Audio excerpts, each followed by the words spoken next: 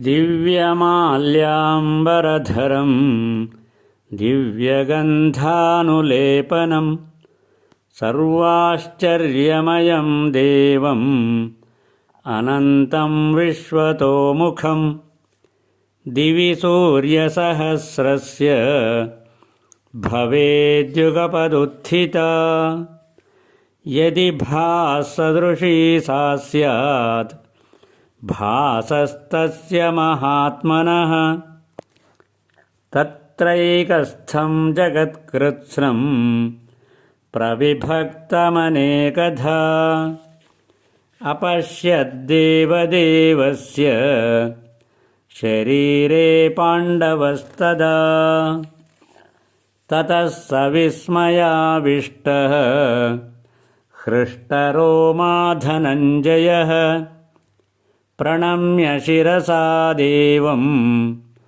कृताञ्जलिरभाषत।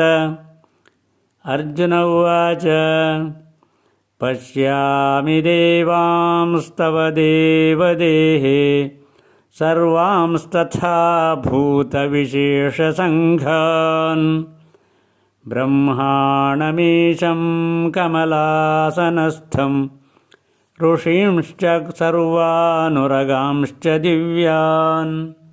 हरिः ओम्।